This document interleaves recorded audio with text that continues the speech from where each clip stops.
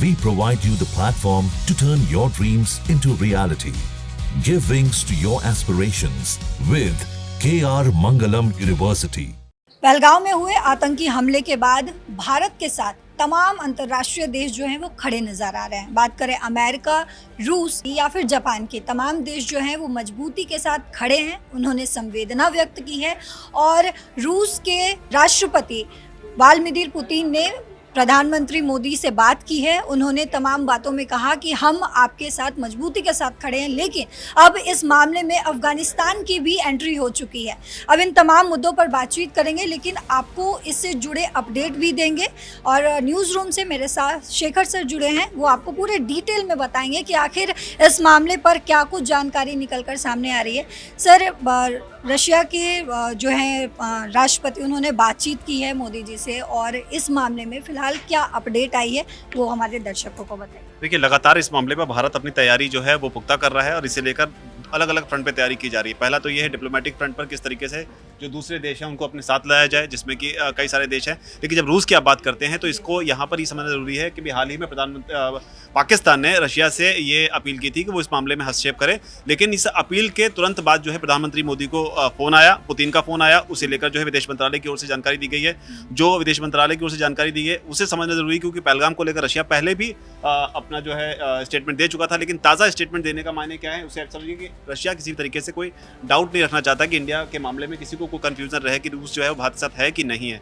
इसे ही लेकर कई बड़ी अपडेट है। पहले आपको ये बता देते हैं कि जमीन से लेकर समंदर, समंदर से लेकर आसमान तक भारत ने अपनी सारी तैयारियां पुख्ता कर ली हैं। एक बैठक हुई थी आर्मी चीफ उपेंद्र द्विवेदी के साथ में। उसके अलावा एक और बैठक हुई 3 मई को, जिसमें मुलाकात हुई नौसेना के जो नेवी के हमारे दिनेश त्रिपाठी हैं चीफ, उनसे मुलाकात हुई। और इसके बाद में जो मुलाकात हुई 4 मई को पीएम मोदी ने की जो मुलाकात हुई वो वायुसेना अध्यक्ष के साथ में हुई, जिनका नाम है AP सिंह। तो तीनों सेनाओं के चीफ के साथ प्रधानमंत्री मोदी ने मुलाकात की। इसके अलावा जो है रक्षा सचिव है, उनसे अभी भी बैठक जो है उनकी चल रही है। और इसी दौरान जो है रूस की तरफ से पुतिन का फोन आया और जो विदेश मंत्रालय ने बताया उसमें ये बताया कि पुतिन ने इस हमले को लेकर अपनी डीपेस्ट कंडोलेंस जो है वो जाहिर की है कि किस तरीके से इनोसेंट लोगों को इस हमले में मारा गया है। और साथ ही उन्होंने इस चीज़ को एम्फसाइज किया है कि जो भी परपेट्रेटर्स हैं, जो भी इस आतंकवादी जो हमला हुआ इसमें जो भी आतंकवादी हैं, इस हीनियस एक्ट के लिए उन्हें खत्म करने या न्याय लाने तक भारत के साथ में पुतिन जो है पूरी तरीके से, पूरी दृढ़ता से खड़े हुए हैं। उन्होंने यहाँ पर अपने कमिटमेंट को भी दोबारा से रिट्रेट किया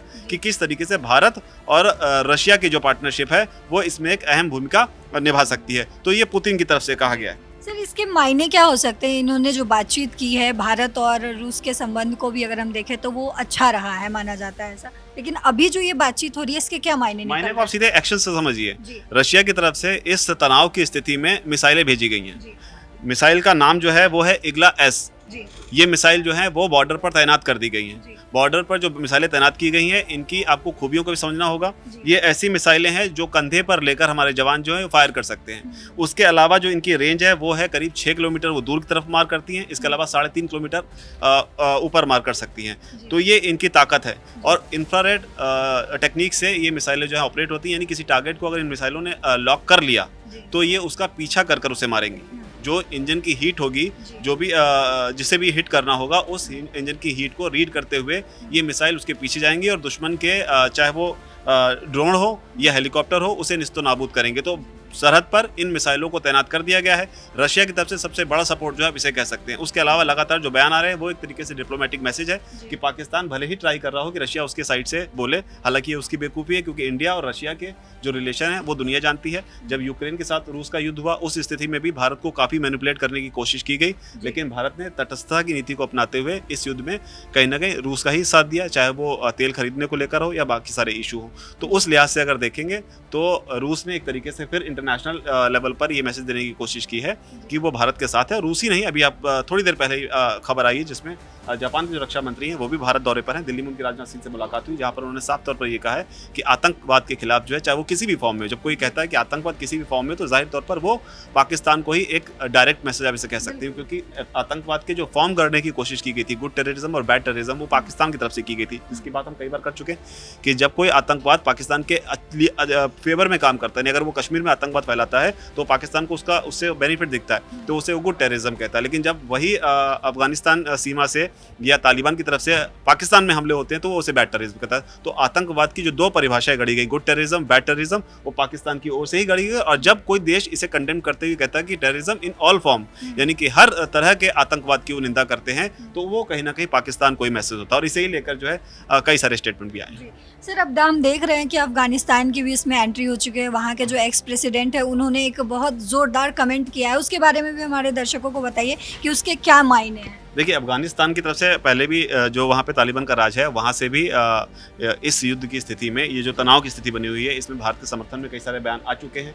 पाकिस्तान के ही कई सारे नेता मौलाना हैं जो इस चीज़ को लेकर पाकिस्तान को लताड़ लगा रहे हैं कि पाकिस्तान जो है उन देशों को भी नहीं साध पाया जिसे वो मुस्लिम देश होने के नाते कभी अपना मानता था। जब तालिबान का राज आया अफगानिस्तान में, तब पाकिस्तान शायद उन चंद देशों में से था, या शायद उन देशों में इकलौता ऐसा देश था जो इस बात का जश्न मना रहा था कि तालिबान का राज जो है अफगानिस्तान में आ गया। अब आज की तारीख में वही तालिबान जो है पाकिस्तान की नाक में दम किए हुए, और वहीं अफगानिस्तान की सरजमी से जो वहाँ के पूर्व राष्ट्रपति हैं उनका बयान सामने आया है। अमरुल्ला सालेह उनका नाम है। उन्होंने जो बयान दिया है, इसे आप इस तरीके समझिए, क्योंकि कई लोग ये मान के चल रहे हैं कि आखिर भारत हमला कर क्यों नहीं रहा है। कई लोगों को इस चीज़ में, इसमें हमारे देश का जो विपक्ष है वो भी शामिल है। तो ये कहा जा रहा है कि भारत हमला कर क्यों नहीं रहा है। इसी को उन्होंने कहीं ना कहीं से एक्सप्लेन करने की कोशिश की है, जहाँ उन्होंने कहा है कि भारत ने अपने दुश्मन को सजा देने के लिए इलेक्ट्रॉनिक कुर्सी का इस्तेमाल करने के बजाय गले में एक बहुत लंबी रस्सी डाल दी। यानी कि इलेक्ट्रॉनिक कुर्सी का इस्तेमाल, यानी कि एक झटके में मारने के बजाय भारत जो है अब वो चारों तरफ से कस कर पाकिस्तान को धीरे धीरे, कभी पानी के रास्ते, कभी पानी के रास्ते, मतलब कि जो इन्होंने सिंधु वाटर ट्रीटी कैंसिल किया, उसके अलावा हाइड्रो पावर प्रोजेक्ट को लेकर भी खबरें आई हैं। तो अलग अलग तरीके से पहले पाकिस्तान को भारत बांध रहा है, उसके अलावा यूएनएससी में भी इसे लेकर बैठक चल रही है, और उसके बाद में, और इसी को लेकर अफगानिस्तान ने कहीं ना कहीं कहने की कोशिश की कि भारत जो है हमला क्यों नहीं कर रहा है। उसके पीछे की वजह ये है कि इलेक्ट्रॉनिक कुर्सी, यानी कि तुरंत एक झटके में खत्म करने की जगह भारत जो है डिप्लोमेटिक फ्रंट और अलग अलग फ्रंट पर पाकिस्तान को जो है घेर रहा है, और आगे भारत जो है कुछ बड़ा करेगा। तो इस बयान से हम समझ सकते हैं कि अफगानिस्तान भी जो है वो भारत के साथ खड़े है। हमेशा से ही अफगानिस्तान जो है, क्योंकि अफगानिस्तान इसलिए भी साथ में, क्योंकि अफगानिस्तान में अगर आप देखेंगे जो भी वेलफेयर के प्रोजेक्ट चलते हैं उसमें भारत की बहुत बड़ी भूमिका रही है। ना सिर्फ अभी एक लंबे अरसे से रही है, अफगानिस्तान के डेवलपमेंट में,